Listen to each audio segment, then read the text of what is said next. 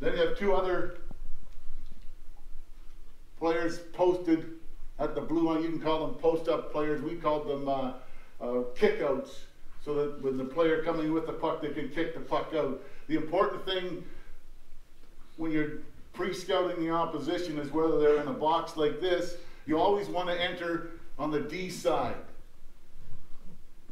On the D side. If they're 1-3 across, say if this forward is back here and they're 3 and there's a D in the middle, you always want to come on the D side, because if you bring him on the D side, you're going to force both D to come down in the corner. If you go into the forward side, they're going to get the D to be able to hang around a little more. So if you come in on the D side, you're going to force both D off of the blue line, and you should be able to get some entry to get to the puck, or to enter the puck. So we have they're here. The big part of it is when they make this pass, and it goes out to him, he has to enter through here. And the reason why he enters through there, through the dot lane, is he holds this D in the middle of the rink, and he also holds this D in the middle of the rink, so that they can't just, when he passes it to this guy, they can't just step over and take him at the blue line. Because you've created a 2-on-1. There's a 2-on-1 on this outside player on the entry. So that's the crux of it. And then this guy, the next big part of it is, so on the entry, we need D speed. We have to enter through the middle.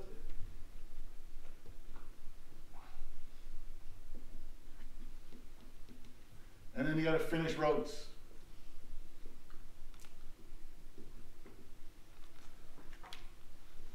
So these would be the routes. Is that the two dot lane plate people, they drive right down the dot lane. So they end up here. He drives down the dot lane. He ends up here. Kick out guy that gets the puck, he works this way. If the puck enters on this side, the D that brought the puck up, he would migrate to this side. This player would be in this position here to take any rim. If this D plays here, when he finishes his route, the puck is easy, bump to the bottom, bump to over, bump to the top. You get an opportunity to get it set up. What has to be recognized is if this player goes deep enough, and now this D plays him, or I'm sorry, he gets deep enough, this forward plays him here at the blue line, then it's important that this D comes to this side so he can put it off, just reverse it off the boards and get it to the guy at the top. So finishing the routes is a priority. The most important thing is to come with speed. The D has to come, the D in the forwards with speed, enter the puck through the middle, and then make sure you finish your route so you can come up with pucks at the right time. So we'll show you a couple clips of the entries here.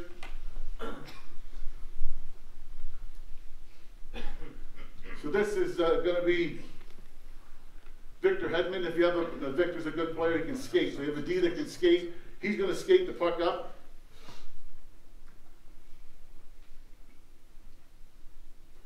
So he's coming with speed. He's going to skate right by this guy.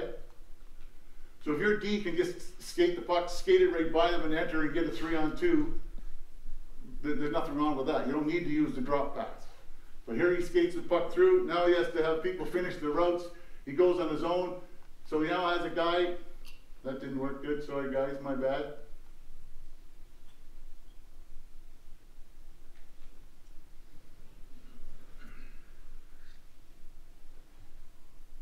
So he's through the middle. Now he has support. I get the wrong button all the time. Here we go. I got it now. The red one. There he goes.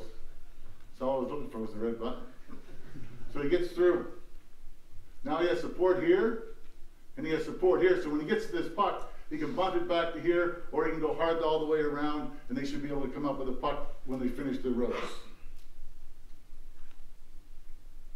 So here's an Anaheim defenseman, Cam Fowler, another guy that can skate.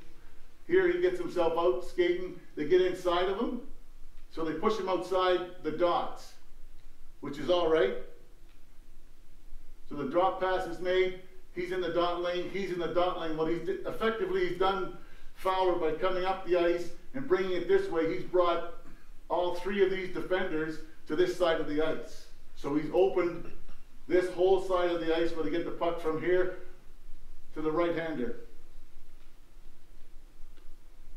So now they have an easy entry versus the D. He's got support here. He gets the puck to the middle. Another guy finishing his route, and they go here. So he's going to come in and take it to the middle, and they end up coming in, entering through the middle. D with speed, puck carries with speed, enters through the middle, and these next clips will show you where they finish their routes. Again, here's Tampa Bay with Hedman. Drop pass. Back to two guys, lefty, through the dot lanes with speed. Enters. Got a kick out right here. He's got another kick out right here. They're going to finish the routes. They go deep, they go rink wide. So they went rink wide on it because they finished their routes. By the two guys going through the middle of the rink, by these two guys skating through here, brought the D back deep enough that they could pass the puck from here to here. They go down, and they're going to come right back to the Stamkos. You'll probably see this one tonight. And they attack the net, shoot, and score. We'll show it to you again. They drop it back. They come with both guys. They come in with speed. He finishes his route. He drives them deep. It goes wide, goes down, comes back through. Opportunity to score. So again, using the three criteria: speed on the entry, entering through the middle, and finishing their routes. They come up with the opportunity to score. This one here is the Boston Bruins, and it's going to be similar as well. The puck is up here. They come back in the middle. He's in the middle. Kick out here. He's going to drive through. He's going to drive through. Again, they pass it rink wide, but because these two guys drove deep and finished their routes, they got the puck underneath the forwards. They make a rink wide pass, and he makes a skill play to the front of the net. So we'll show it to you again. Speed through the middle, kick it out, kick it wide, comes back inside. I mean, the goalie might be a tad deep on that one. Might be a tad deep maybe, but sometimes they go in for some people. And here's another one with the, this is Ottawa. They're going to come up with speed skate. They're going to end up getting this to the wide guy with some speed. He's a little bit outside the dots for me, but again, they hold the penalty killers in the middle of the rink. And when he gets wide with speed, now he has to decide if this guy's playing me, if that's a D-man that's playing me, I probably have to go deep with the puck, because if I put it back behind me, the forward's going to be here. So the player entering the zone, you need to recognize which player is playing you. If it's the D-man that's playing you, you can take the puck deep to the finished routes. If it's a forward that's playing you, you should be able to reverse it to the top, and the D that's coming in to support that entry on that side, because the D supports whatever side the puck enters on, the D comes up and supports that entry so that reverse can be there for him.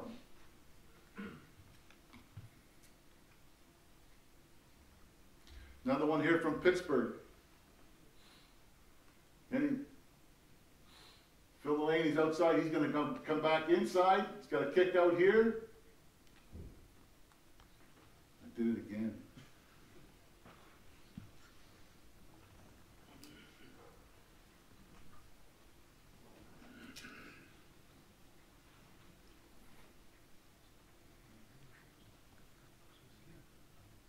So again, he's going to get inside, using it here. They come through, support, puck goes deep, goes around, and now they have support on both sides of the puck. When the puck finishes the route, they rim it to one side. They can get the puck, but eventually you have to get it off the wall and get some support on it. But on the entry, when they finish the routes, you can use the walls to rim the puck to teammates to make sure you're able to get the puck back.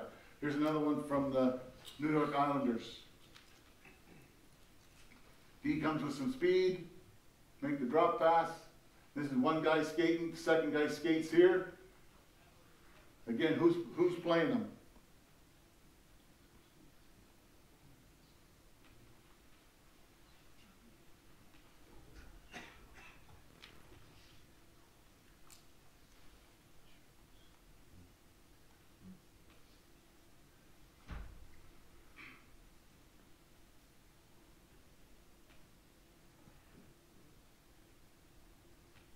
it's important for these guys to recognize, if he had been inside the middle here and used his kick out, it would have been a little bit better. But they have to recognize that this is the forwards that are playing them.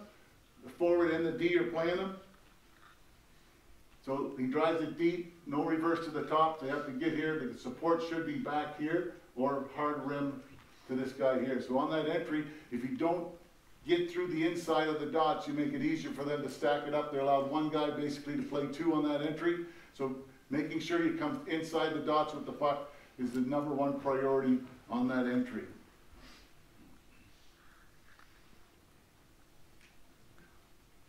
Columbus, here's one where they get a little stumbled up here. Right here, he misplays the puck, sorry. Now he's got the puck outside here. So since they get it before the red line, and you see here, what this player does is recovers the middle of the rink. So the play gets mixed up, and it's going to get confused sometimes. The other opposition is going to do a good job of disrupting you a little bit up the ice. So he comes back to the middle. So now that he's back in the middle of the rink, he's going to enter from between the dots, and he's created a pass to this guy, and it'll be a pass to this guy coming up, and this D can support it on the outside. So by using his skating ability, his skill ability, recognizing that if I'm outside in this wall, I'm dead-ended, we're not going anywhere. So I've got to get myself back into the middle, and we have to encourage him to enter through the middle of the rink. He does. And they finished the rope, they end up making it rink wide. So when he finished, he gave this guy support because the D played him, he was able to come across.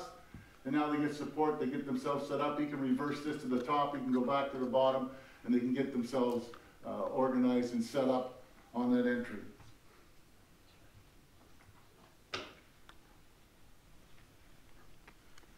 Anyone have any questions on the breakout in the entry?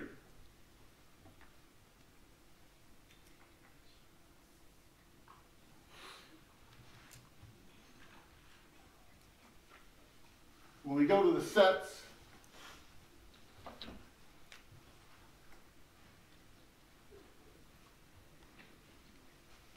I'll take my notes with me.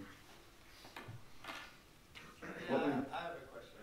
How early do you, like, if you run this, how early do you want the guys to post up, and how long do you want them to kind of follow the defenseman, or do you want them to post up immediately? Post-up guys can probably post up, you got to get on side before the puck gets back up. So you can, mostly they post up right away. Sometimes you have them, say, come back to maybe the red line and then be skating a little bit depending on who you're playing and what your preference is, but they can post up there as soon as they want. Sometimes it's better if they come back 2 steps so that when the puck does get to here, they're actually moving before they get the puck. So they can, you can adjust that as the coach if you feel that they need to be moving, or they can, if the puck is coming hard enough through the middle here that it's taking the D away from him, the only guy that's going to get him is the forward, and he should be able to outskate him if he's posted up there. So on the sets, for me the most important priority is to establish the shot, and that's either from the point or the flank. Anybody understand when I say flank, what that is? And having a net presence.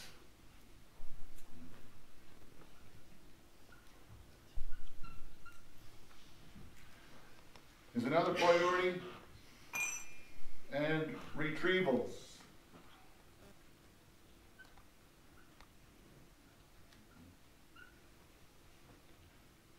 We understand what retrievals is? Good. And as part of net presence is numbers at net. So when we first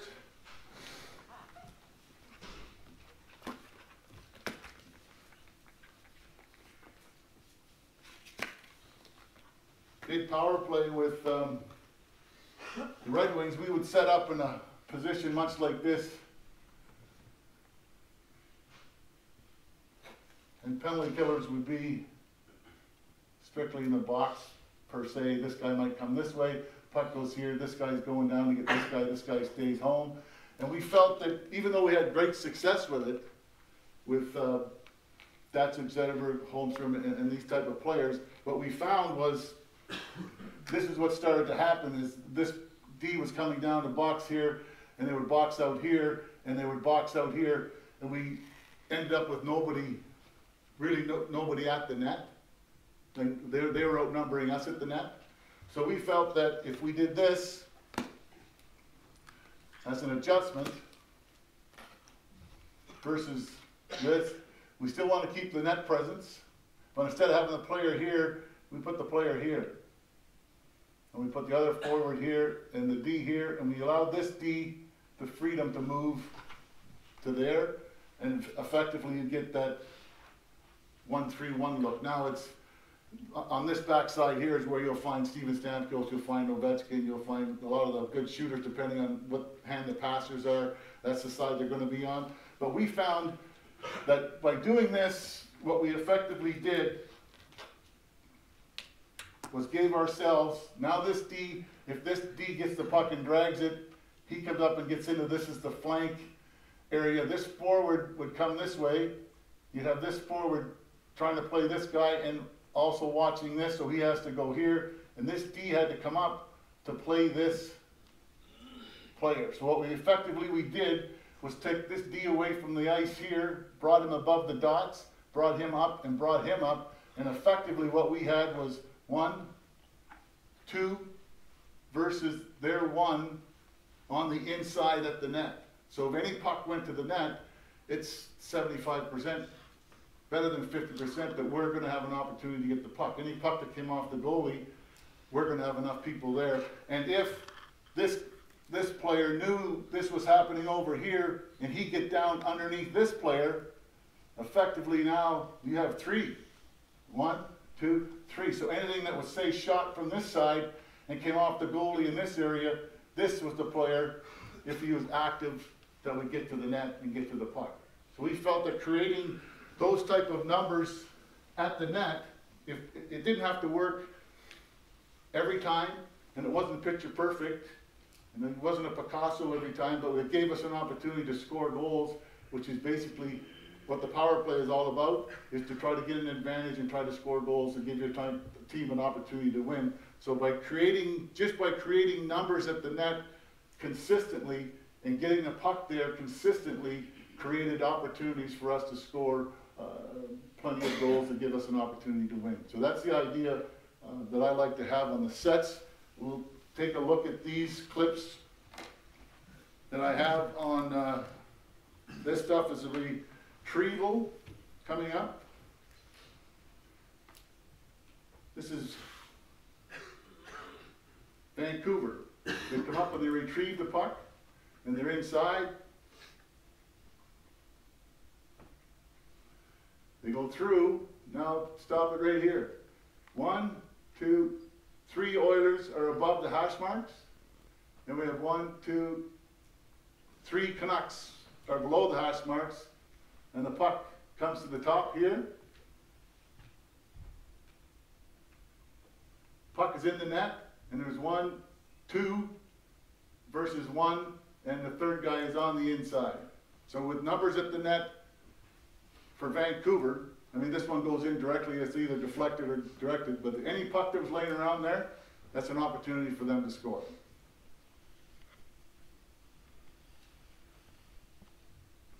This is Tampa, or Toronto, sorry.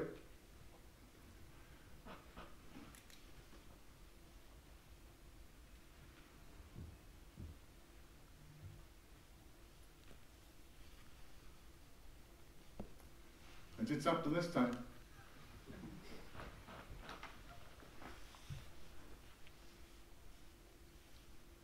I'll put the cursor down. Okay, thank you, John.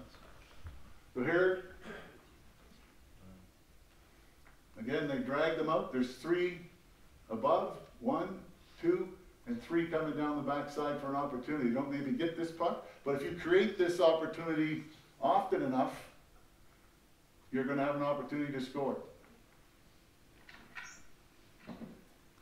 This is going to be Washington. Now they're a little different breed, these guys. And watch if they get this retrieval. So they're down here, they got 2 on the inside, they're up high. And of course we all know this guy. And this guy shoots it pretty good. This Carlson John Carlson, I think he's leading the league in scoring for the first month this year. So he has a legitimate threat from the top of that thing to score, so much so that both of these guys are going to try to come and block his shot. And this guy's trying to block it. They're all trying to block the shot. And he just slides it and it goes. Now what they also talk about nowadays in the National Hockey League is the Royal Road. And they say the Royal Road is like right through here. Any puck that goes like across that. I'm not sure if it's up and down or across, or maybe it's both, but I thought it was up and down between the hash marks here. So any puck that goes across those Royal Road is a good opportunity to score, because the goalie has to move such a big distance to get to it. But this is, I mean, Alex Ovechkin's been doing this forever. Everyone in the league knows he's doing it. Everybody sitting at home watching knows it's coming, and they still keep doing it, and they do a good job of it. They really do. We'll see another one.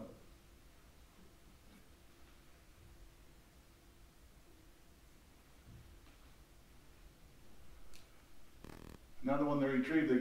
They're getting the pressure. They hold it, and he goes again. And again, they have no presence at the net, but he hits it hard enough that it goes. And it's a good pass, and it goes across that Royal Road. The goalie's got a long way to go, and he can't get there. So again, it's establishing a shot. Off of a retrieval, establish a shot. If you can have a net presence and numbers at the net, good things will happen. Here's one for the New York Rangers. Again, stop it. They got this is 3 defenders are high, 1 at the net, 2 on the inside. Puck is going to go, I think, outside. And again, when they shoot the puck with the presence, they had numbers at the net.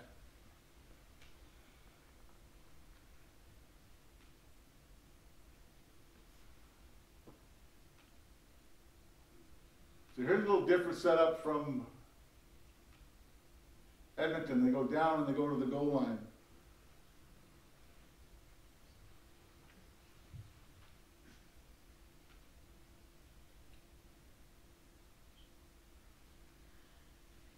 Just keep moving that cursor.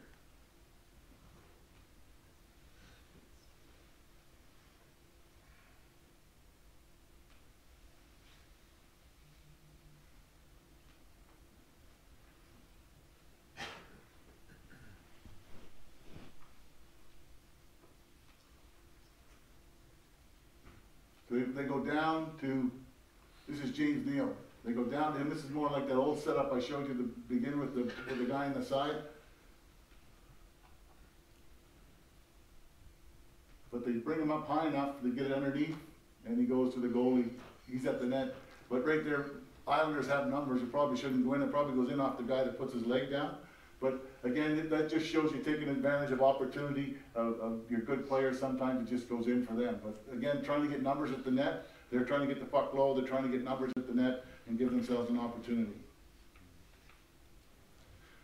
Here's the Boston Bruins. Probably do this better than almost anyone in the league. And now they create, he's coming to the net, inside, on the net. He's in the middle. So they attack the net. They have 2 guys play him. All of a sudden, he's 1 at the net, 2 at the net. 1 for them.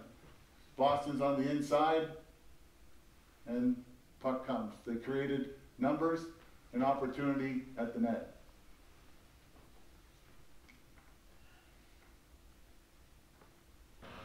This will be Boston again. Recovery. Good retrieval through the Royal Road. Again, numbers at the net. They had 2 at the net. The opposition only had 1. They passed it underneath them.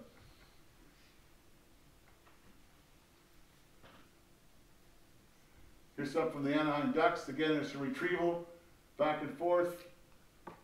Inside. On the inside at the net. Right now it's 3-on-2. They had numbers at the net. Puck went to the net. Anaheim Ducks again.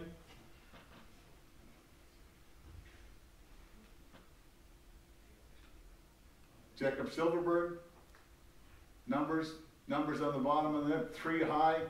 He's shooting it with a presence at the net. Nice presence at the net. And they had 3 underneath.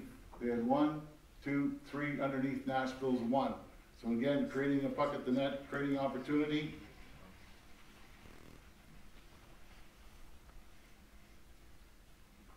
Again, point shot.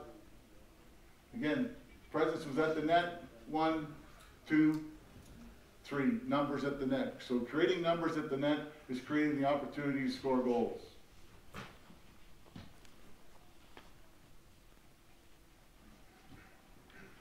And this, the last clip I had was a face-off that the Boston Bruins does. And when you start your power plays, it's really, in the National Hockey League anyway, you start with the puck all the time, and now you can pick your face-off, whichever side you want to have the face-off on.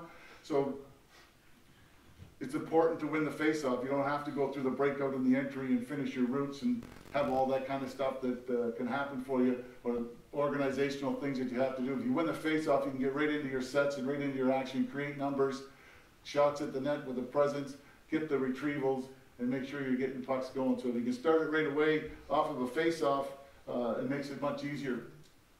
So here they win the face-off. They get good sticks, they come up with it, and they use the guy in the middle. A lot of guys call this guy a bumper. Whether you can use whatever term, but he's going to get this one. This is a good term for him as a bumper. He's going to get this one, bump it here, and he's going to bump it out there to the OV spot. And you don't need any presence when that happens, when the puck goes out. So the last thing we want to talk about, and I'll give you a couple of stats on this. The most important thing for a successful power play with all of this stuff is what I would call structure. So that means doesn't mean that there's no creativity, but what it means is that usually it's your best players going out on the ice, and they're not always very conducive to structure. They like to be creative, and they don't want to be stunted by, oh, I have to do this, I have to, because this is what structure we do. But to give you some statistical information on it, 64% of the goals scored in the National Hockey League last year on the power play were a direct result of structure of the power play. Not from chaos or strictly skill, it was from the structure of the power play. 40% of all goals scored were within 2 feet of the blue paint. So just about half the goals were scored from right there in front of the net, where we just showed you, if you get numbers at the net, opportunity is there. 40% of the goals in the league were scored there. Also, 74% of the goals that were scored in the National Hockey League last year came across that Royal Road. Whether you define the Royal Road as being straight up this way, or you decide to go in this way. But 74% of the passes went that way.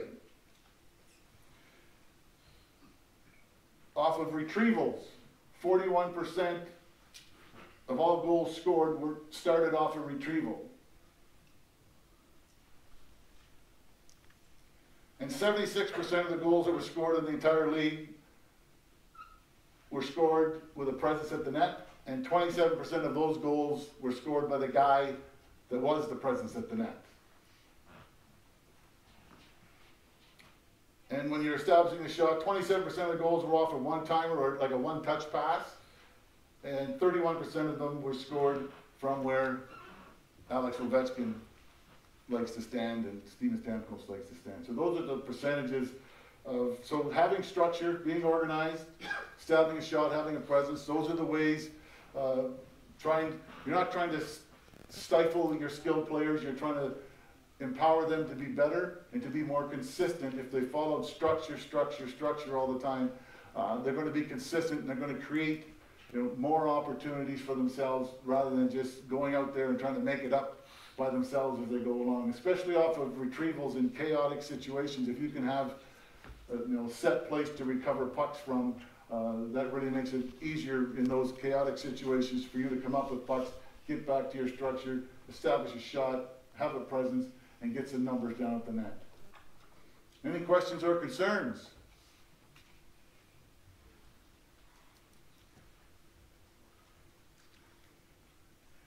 Are we going for Tampa? Are we going for Buffalo?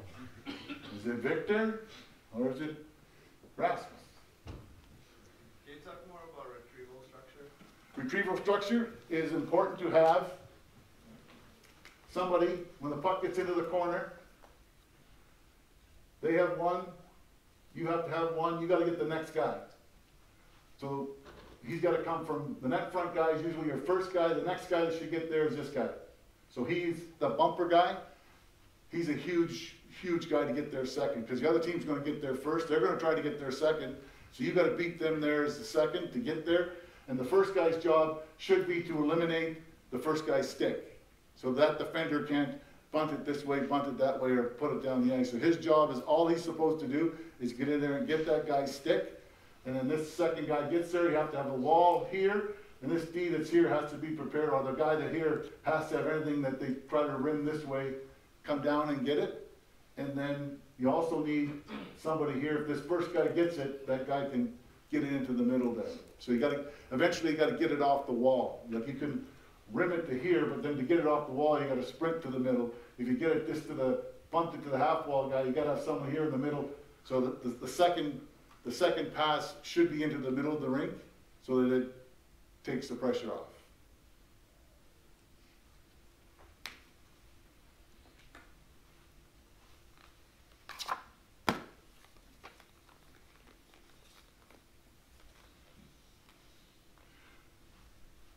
How many times do you think Nick Lidstrom and Thomas Holmstrom shot the, how many times Nick Lidstrom shot the puck at Thomas Holmstrom in his career?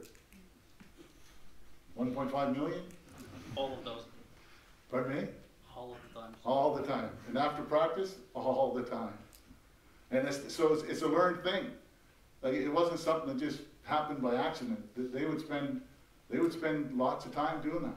Lots of time doing that. Pavel Datsyuk would spend lots of time just playing on the half wall, hanging out. We watched Kucherov here with Tampa Bay at practice the other day. He spent 20 to 25 minutes right here with 3 pucks. And he'd had the 4th puck in his hand, and he was just turning his feet and turning his edges, getting himself working so that he's working that D that's coming up here, or this forward that's coming up here, to get him on the power play. And he's there in his head visualizing what's going on, and he's making himself a better player. And I mean, you gotta admire guys like that, like this power play stuff, it just doesn't happen. That Boston Bruins power play is so good with their guys, it doesn't just happen. It's practice, it's structure, it's repeat, and it's repeat all the time. If you have the power play is not good, is you don't work at it enough, and you're allowing, the skill level of the players, okay, I'm with you there. If you don't have the skill, it makes it hard. But what this design of a power play does, is allows you as a less fortunate team in the skill-wise department still create opportunities with numbers at the net that you can have a chance to score. Like almost anybody can shovel it in the empty net. Almost anybody. So if you can create that opportunity, even for the lesser skilled team, create that drag, that flank, the puck to the net with numbers at the net, you're going to create opportunities to score even for those groups. And what this is a type of setup that can help, if your team is on the lower end of the scale, it can help you have a little bit of success. And once you start to have a little bit of success, that matures everybody, that grows confidence, and that gets everybody, pulling in the right direction.